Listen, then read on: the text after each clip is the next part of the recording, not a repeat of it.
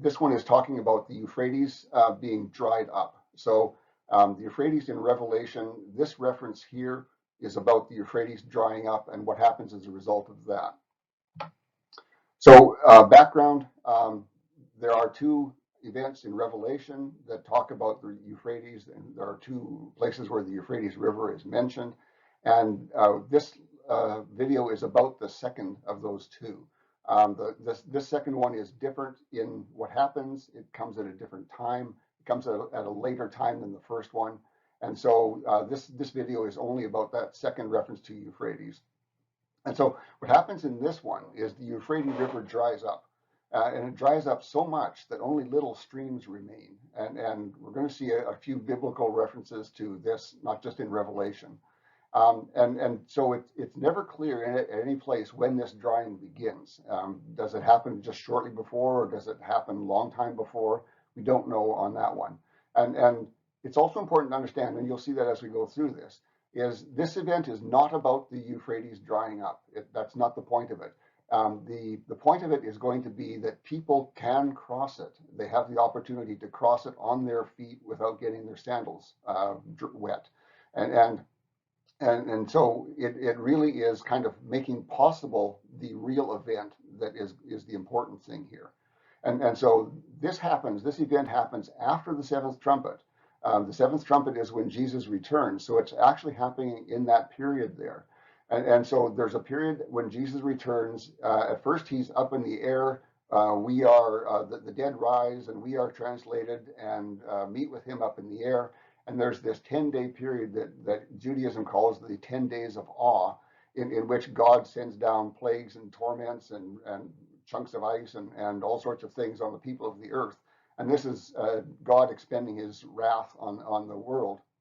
And so after the 10 days of awe is when Jesus and us with him come down to earth and settle in, and he takes over the world, and it becomes his kingdom. And so during this 10 days of awe is Revelation's vial judgments, and this is one of those vial judgments.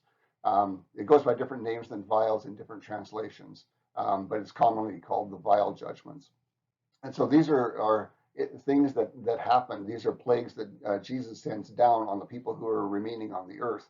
And remember that we are up in the clouds with him at this point. Hope that's straight with everyone. Okay, an overview of what's going to be happening here, and then we'll get into a bunch of verses that talk about more details. So what happens is the Euphrates dries up, and it dries up badly. The Euphrates is a large river. It's a long river, and in normal times, it has been a river that you couldn't even swim across. It was that big. And it's going to dry up, the Bible says, to the point that people can walk across it. And there will likely be bridges then, as there are now, bridges across the Euphrates. And so while the Bible is saying that this is going to make it possible for people to walk across it, and that is true, it will do that. Most of the people who do cross it are not going to be crossing it that way. They're going to be crossing in cars over bridges. But back in the time that this was written, there were neither cars nor bridges, nor any need for bridges for cars. And so the point here is really that there will be nothing that's going to hinder people from crossing the river, and crossing the river to where they're going is really the point of the event. And so what the event is all about is Satan knows the date of the second coming. At least by this time he does. And so he calls all of his people together to meet together at a place called Har Meggido. Armageddon is what you'll often see in translations. And they're going to have this great big unwelcome party for Jesus. And so it's going to be this kind of reject the old God party. And so all of these people are called together, and you'll see the verses for that. And at this time, it's important to understand that the beast is ruling Jerusalem. So all of the evil that is ruling the world is ruling from Jerusalem at this time. Back at the start of that 3.5 period of the sixth trumpet is when he conquers Jerusalem and takes over all of Israel and begins his rule of earth from Jerusalem. And so he is already at Jerusalem. And so it's kind of natural for him to have this unwelcome party at Har Meggido, which is kind of northern Jerusalem. And so the reason for the river drying up is that people who are north and east of the Euphrates are unhindered by the Euphrates. They can now come down to this party. Every man, he could walk if he wanted to, but most are going to be driving, I expect. And so the point behind that, the Euphrates drying up, is that there would be no hindrance to people who want to go to this. And there's only a quick mention in the Bible of people who are south of Israel. We'll see that here in the verse. But there would also be people coming up from the south to this party. Okay, so this party starts and it lasts into the days of awe period, and so that 10-day period. And at the end of that days of awe period, that's when Jesus, along with us, comes down to take control of his kingdom. And the very first thing that he does is he destroys all of these people at this reject the old God party. And that's their immediate fate. And so along with just the average people who have come there in their sandals, there's going to be the beast and the other evil people that are associated with him. So in a nutshell, that's everything that's going to happen here. These people are going to be heading down to this unwelcome party, and they're going to stay there and party until Jesus comes, and he's going to destroy them and wipe them out. Any questions on that?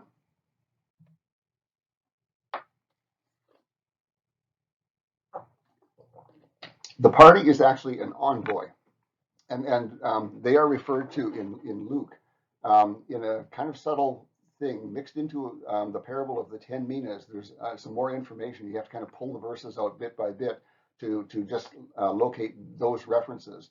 But doing that, you get this. It says, a certain man, a son of great descent, went to a distant region to receive a kingdom and to return. So we know that's talking about Jesus. But the citizens of the city hated him, and they sent envoys after him, and they were saying, we do not want this man to reign over us. And when he had received the kingdom and returned, he said to them, those my enemies who did not want me to reign over them, bring them and kill them in front of me. So what Luke has done here, well, God speaking through Luke, of course, is he's provided us a prophecy of some things that are going to happen when Jesus comes. And when he comes, there's going to be these people who are sent out as envoys representing the world to say, we don't want this man to reign over us. And so what we see in here is citizens of the city, and it never says what city we're talking about, but it's not that hard to figure out because God's favorite city is Jerusalem, and it's at that time ruled by the beast, and so the beasts, the people, the citizens of the beast city would obviously be saying, we don't want this man to rule over us. So no surprise there, but the city would be Jerusalem. And it says, and they sent envoys after him, and I always ask you to look at these things and ask, why is this here? And this is another one of those cases. You can take out those 6 words, and they sent envoys after him. And those are 6 English words. Maybe it isn't that way in the original. But these words are completely unneeded. You could take them out and they wouldn't be missed. And so they're one of those things where we say, well, why is this here? And the reason is it's prophetic. It's telling us something that's going to be happening when Jesus returns. And it tells us about the character of the people at that time. There are going to be people who really do know or know to some degree when Jesus is coming, and they put together this party to unwelcome him, and the result of it is that they are slaughtered. So the Old Testament reference to this comes from Isaiah, and it says, the Lord will devote to destruction the gulf of the sea of Egypt. With a scorching wind, he will sweep his hand over the Euphrates. He will split it into 7 streams for men to cross with dry sandals. Okay, so that's Isaiah from a long, long time ago, 2,800 years ago, telling us about this thing that's still in our future and correlating with what Revelation is going to say about it. We'll see in just a moment. And so he says the Euphrates is going to dry up to the point where it's just down to being 7 little streams that crawl across the former bed of that, and you can cross that formerly great river in dry sandals. And it also talks about the Gulf of the Sea of Egypt, which we call the Gulf of Suez right now. And that's south of Israel, and the Euphrates is north of Israel. So we kind of see this reference to God also working in the south, but we're not going to see any more detail about that. But he's doing something to the Gulf there to make it possible for people to also come up from the south to this party. And the Euphrates is being dried up so that people can come down unhindered from the north and the east. I guess from the south would also be from the west, the northern African countries. So Gulf of Suez is what's referred to there, and it's referred to as being destroyed. And I talked about this before. The word destroyed in the Bible doesn't mean annihilated, and that's sometimes how it's misused. What it means is it's severely reduced from what it was, or it's no longer functioning the way it was. It doesn't have its former power or purpose. And so when it says destroyed, it doesn't mean annihilated. It means it will be dried up for the Euphrates is what it would mean. And maybe something similar for the Gulf of Suez. Okay, another reference from Isaiah talks about this event too, in a little more subtle way. You have to think about it a bit to make this one line up. From Isaiah 41:2, it says, "Who has aroused one from the east and called him to his feet in righteousness? He hands nations over to him and subdues kings before him. He turns them to dust with his sword, to windblown chaff with his bow." Okay, so things to understand there. The temple faced east. In fact, the tent of meeting faced east and the tabernacle faced east. They were all based on this idea of facing east, and that was to be the direction from which God would come, Jesus would come, and when he came to take over control of the world. And so it was faced east so that he would go in through what is called the Golden Gate in the Bible. And when we saw those pictures that I took from Israel, you saw the Golden Gate is currently all bricked up. That's the gate that is being referred to as the Eastern Gate. So, and it says he hands nations over to him, and it doesn't say who he is, and it doesn't say who him is. But we know that the he is Jesus, and the him is the Father. And this is actually something that Pastor Joe talked about last week in the kingdoms. What happens is Jesus conquers the nations and the kings and subdues them, and then he turns that kingdom over to the Father. And that's what's being referred to here, is he's going to conquer all of these things in the name of the Father. And when he's done conquering, they become the property of the Father. And so this piece is going to fit into our study a little bit later on, and we'll see it makes some sense there. Okay, so now we get back to Revelation verses.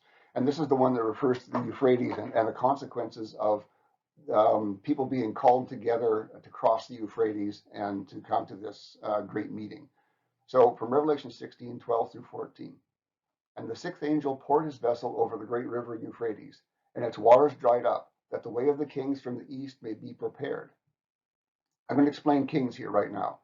Kings is actually a symbolic term, not a literal term.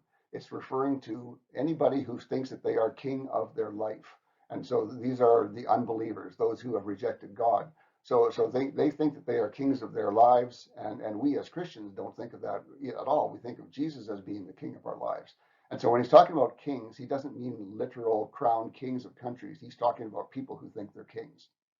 Okay, continuing on. "And I saw from the mouth of the dragon, and from the mouth of the beast, and from the mouth of the false prophet." Now, those are the three evil people who were working on the earth at that time. "Three foul spirits like frogs, for they are the spirits of demons who perform signs, which go into the kings of the habitable earth to gather them to the war of that great day of God Almighty." So what we've seen here is that the Euphrates is going to dry up. Isaiah told us that some time ago.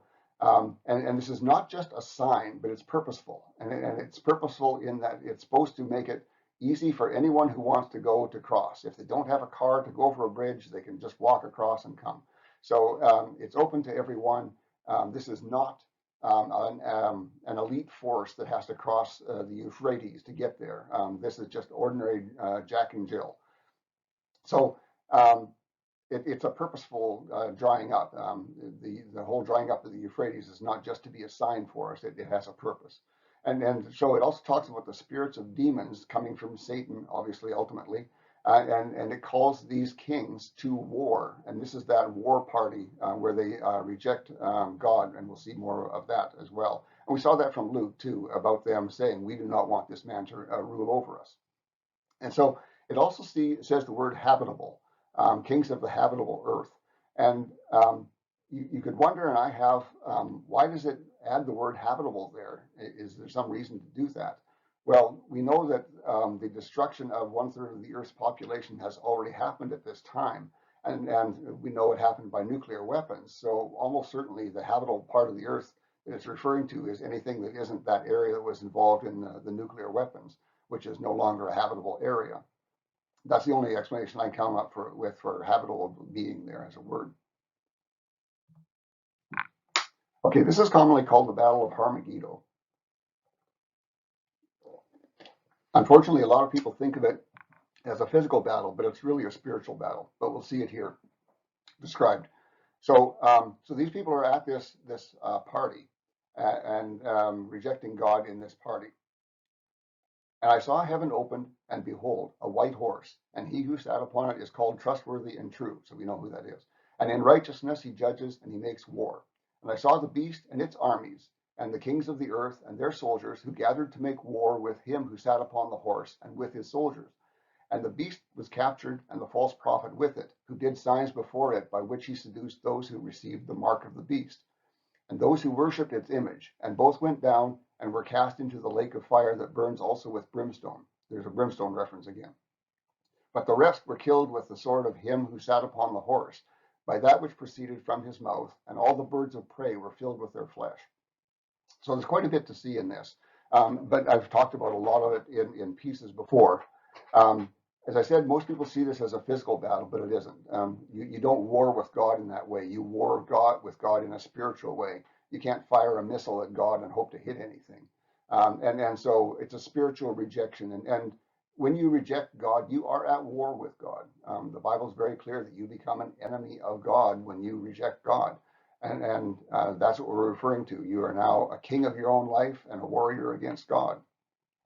And so the battle of words is what this is. This is the Bible says the sword which proceeded from his mouth is what slays these people. So God's words are what destroys these people, and so that's a battle of words. And for the beast army, it said the beast army is saying, as Luke said, we do not want this man to rule over us, and so that's the rejection of God.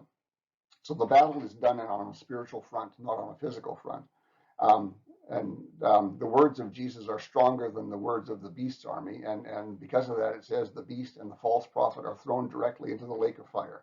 And they're the only two who go in. Well, yeah, okay, they're the only two. The beast is an organization. The false prophet may or may not be an organization. So there isn't just two people being thrown into the lake of fire. It's going to be many more than that. And more than likely, it's going to be everybody that is in the upper echelons of that organization. And maybe it might be all of the people at the party. I don't know for sure. But they're thrown directly into the lake of fire. And the armies that remain are slaughtered, those verses said. So the people who aren't thrown directly into the lake of fire are slaughtered. And we saw Isaiah talking about that, about these people. He describes Jesus' bow. He doesn't say Jesus, but Jesus' bow, when it strikes them, they just go puff into chaff, like wheat chaff. And so it also talks about the birds feasting on the dead who are left from this slaughter. And so what we saw there also is that these people are called to this battle by Satan. He sends out demons through his emissaries, the beast and the false prophet, and from himself directly. And so he has set up his people for this. And you have to ask, what's the purpose? Why have you set your people up to be destroyed like this? You had to know that they were going to be done this.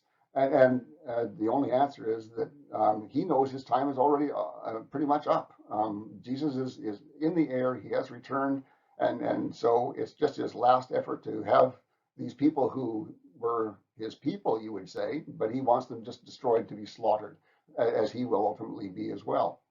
So he's really throwing his own people under the bus, you can say. And so he's that kind of a person. We talked about Satan before in other lessons. He doesn't want to have a kingdom of his own. He just wants to destroy everything that he can. Okay, we're close to the end here.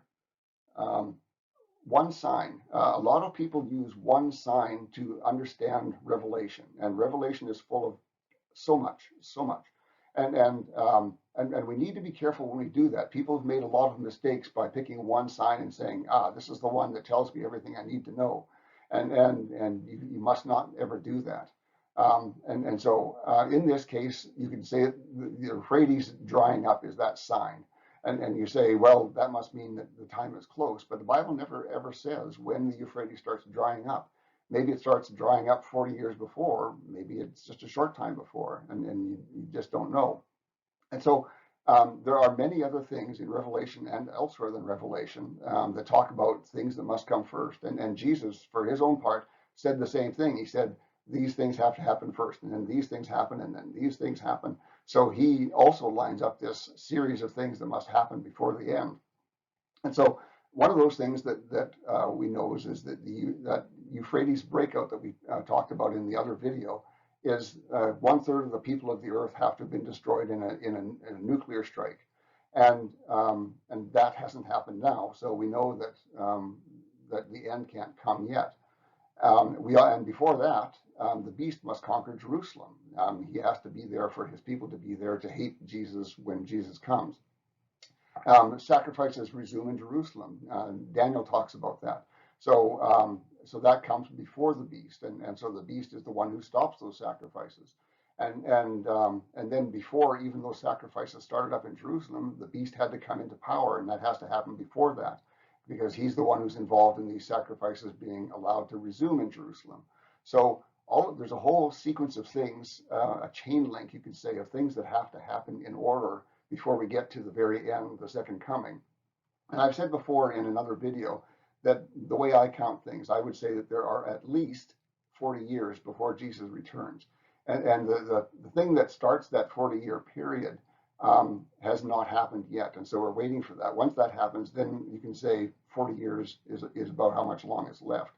And in that period of time, the Euphrates that is currently quite dry could start to flow normally again, and maybe it would dry up again later in time. We can't say, because the Bible doesn't talk at all about when the Euphrates is going to dry up and when it's all these things are going to happen. So, and people have been tripped up by this by using one sign so many times before in the past. Lots of people have made false predictions about when things are happening, and I saw one this week, and so I thought I'd note it just because I saw it this week. It was new to me. And this is Chuck Smith. If you've been following the Jesus movement, which means if you've been on YouTube, you almost certainly have seen a video about the Jesus movement. Chuck Smith, who's one of the central characters there, made a false prediction based on his understanding of the fig tree. Remember, Jesus talked about the fig tree and the generation that follows, and he said that this generation will not die before the end. And so he figured what the fig tree meant, and he made a prediction saying in 1981 is when Jesus was going to come. But obviously that passed and went away. But he used that quite a lot in his messages, this idea that 1981 was the end. And obviously he was proven wrong by that and doesn't look very good because of it. And so we should be very careful about how we handle little pieces of revelation or any prophecy about the end times, because you really need to see it in terms of a whole bunch of things have to happen and in order. And those things, if they haven't happened yet, then the sign that you think you're seeing may not be the sign that you think you're seeing. Okay. Yeah, I already did that part. And many other people as well have made false predictions like that in our time, even and before our time. But I've told you before, it might have been in that previous video that we talked about this topic. The first big unmistakable sign is the collapse of the current world order, leading to a new world order with 10 leaders. And so that is a sign that is repeated in many places in Daniel or Revelation and others. And so when you see this, you say, okay, now we're getting close. Now we can start counting things and saying, okay, we're close enough now that we can see the end coming. And so that's the only one when it happens that you can say, yeah, this is when things are beginning and it won't be long now. Okay, I think that's the end. Yes, it is. Any questions? It seems to me that that 10 men that leaders in this world, when it collapses, it sounds like we're headed towards a new world order. It seems like that's something they've been pushing for the longest time. Oh, yes. It isn't just one type of people. There's quite a few people there. And in our country, even Democrats and Republicans have been pushing for that. Yeah. And there are So lots of, that's a very interesting topic as well. yeah, there are lots of people who are saying or asking themselves, why is Biden doing all these things that are so destructive to the country? And some people say, well, it looks like he is intentionally doing this for the purposes of destroying this country. And that is really a far left dogma, is that you need to tear everything down so that you can build it up much better than it's ever been. And so it shouldn't be a surprise to us when it happens, but we, of course, don't know exactly when that will be.